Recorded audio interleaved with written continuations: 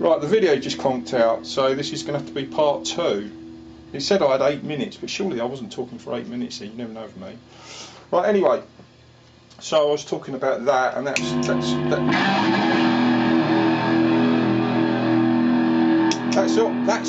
on its own with just compression and a lot of echo underneath it or over the top of it, whichever way you want to look at it. But muffs work better when they're driven. So I use the blues driver before it as a sort of a boost, but it doesn't only work as a boost, it doesn't really increase the volume any, it gives you a more thicker sound and it fattens the sound up as well. So if I play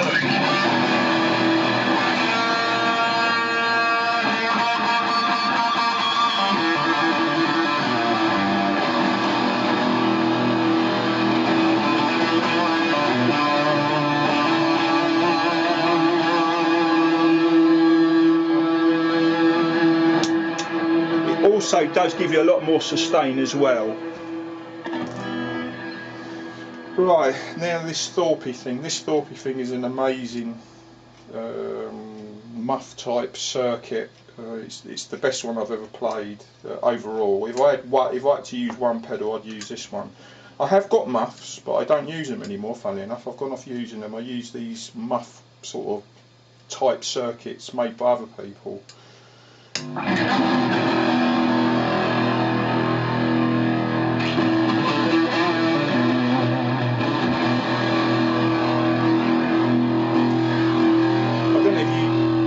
Funny enough, the circuit does boost. I do get a bit of a volume boost. I haven't touched the volume compared with the other one. I get more of a volume boost. You have to sort of balance the pedals out.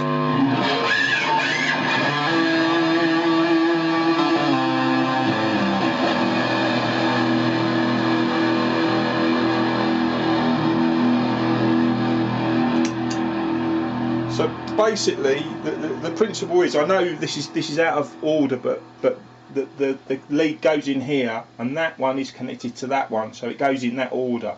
So in that is after that one, from the guitar going that direction. So that is going into this, that blues driver, and that blues driver just gives it a bit more fatness, hugeness.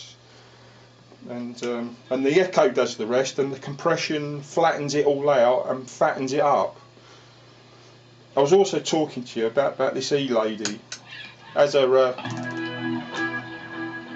there's a few problems with the E lady, in as much as like the Electric Mistress, which it's based on, the old pedal, which is about £4 billion to buy, even though they probably break 10 minutes after you've bought them.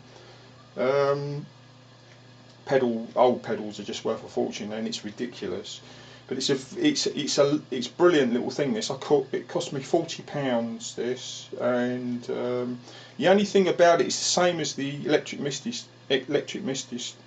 Can't say it.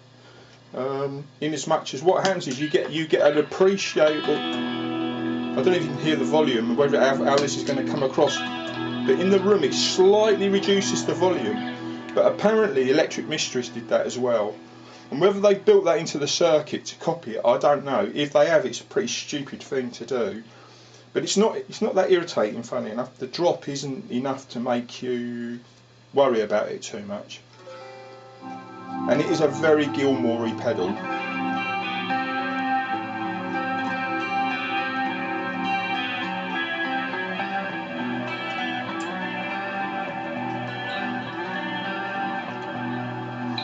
It's very the wall. If I use that Electric Mistress with that pedal to get that,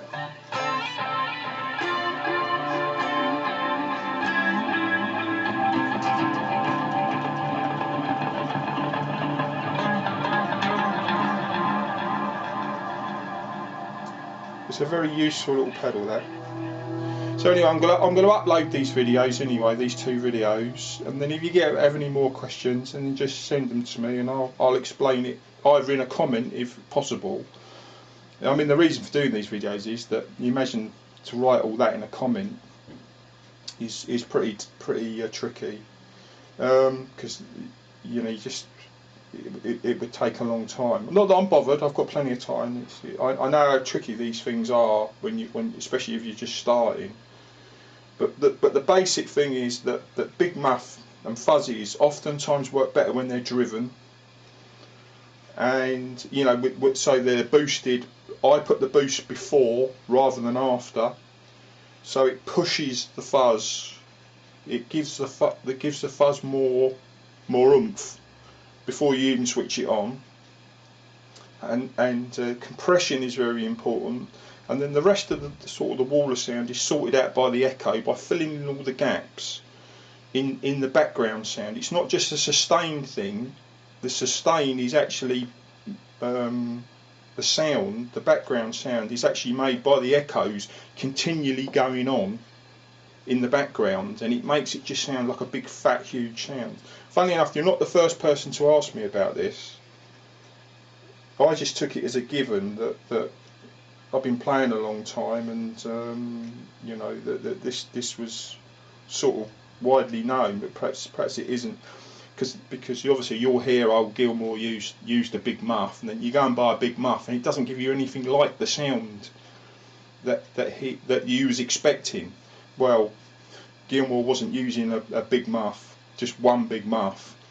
He was stacking them, and you know, driving them, and that was the trick really, because they never gave you enough.